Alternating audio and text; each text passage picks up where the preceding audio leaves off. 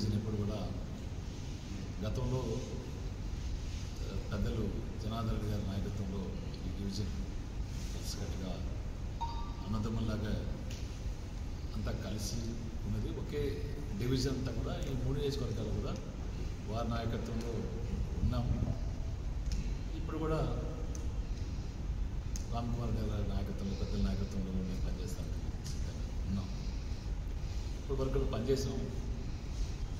మరి రీసెంట్ ఎలక్షన్కి వస్తే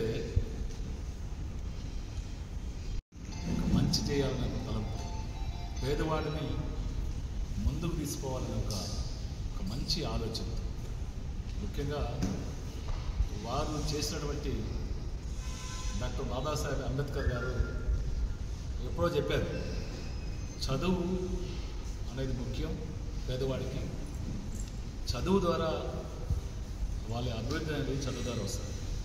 అందుకే పెద్దపీట వేశారు జగన్మోహన్ గారు, పేదవాడిని చదివించాలి, చదువుకి మించిన ఆస్తి ఇంకోటి లేదు. చదువుకి పెద్దపీట వేశారు, ఆరోగ్యానికి పెద్దపీట వేశారు, వ్యవసాయానికి రైతుల విషయంలో పెద్దపీట వేశారు, మహిళా సాధికారత విషయంలో పెద్దపీట వేశారు. మరి ఎందుకో ప్రజల యొక్క మన్నను పొందలేకపోయాము. మంచి చేయాలని ఒక తలంపుతో చేశారు. ఎందుకు ప్రజలు ఒక మ్యాండేట్ ఇచ్చారు.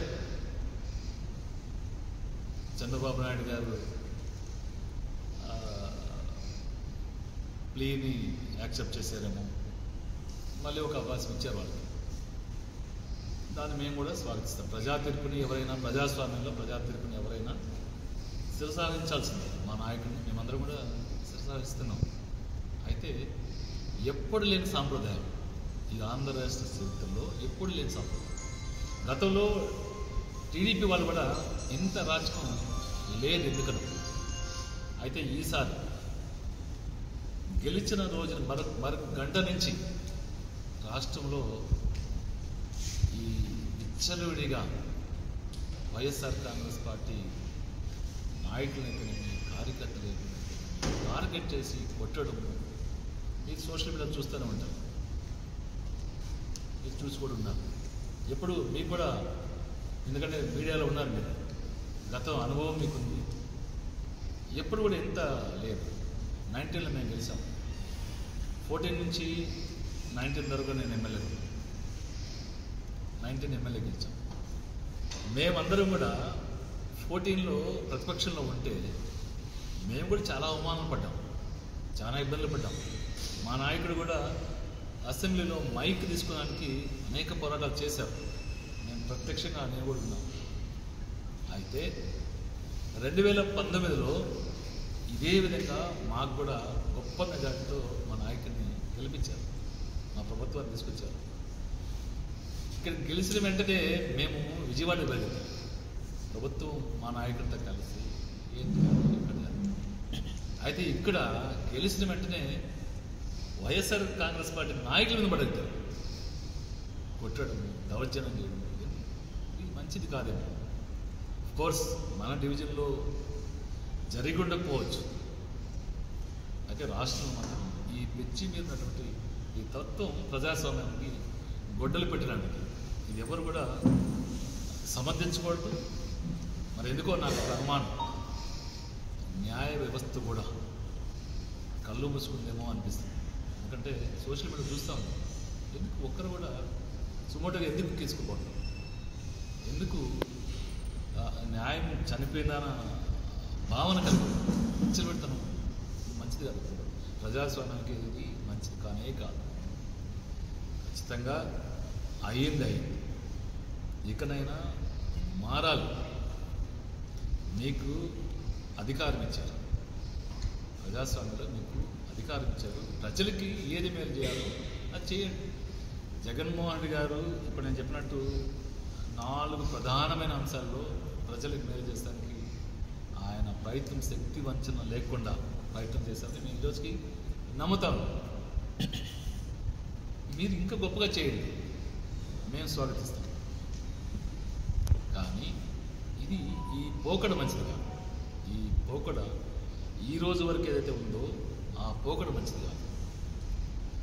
జనాలు కొడతారు, బిల్డింగ్లు కొడతారు, ఆస్తులు నష్టం చేస్తారు, ప్రభుత్వ ఆస్తులు నష్టం, హాస్పిటల్ని కూడా పగలగొడతారంటే విధానంలో కిడ్నీ జబ్బులు వచ్చి చనిపోతుంటే మంచి ఆసుపత్రి అక్కడ కూడా కొడుతున్నారంటే అది ప్రజలకు ఉపయోగపడుతుంది, ప్రజలు ఆస్తుంది, దాన్ని కూడా పగలగొడతారంటే ఎంత దుర్మార్గమైన ఆలోచన. శిలాఫలకాలు ధ్వంసం చేస్తారు, సచివాలయాలు ధ్వంసం చేస్తారు.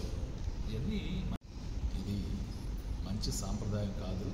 మీరు కూడా మంచి పని చేయండి, ప్రజలకు ఉపయోగపడే పని చేయండి. మేము కూడా సహకరిస్తాం, మేము కూడా తగినంత సమయం ఇస్తాం. తప్పులు చేయడం ఆల్రెడీ మొదలుపెట్టారు, తప్పులు చేయడం మీకు కూడా తెలుసు, ఆల్రెడీ మొదలుపెట్టారు. అయితే ఈరోజు తప్పుల్ని ఎత్తి చూపించే దానికి మేము లేము.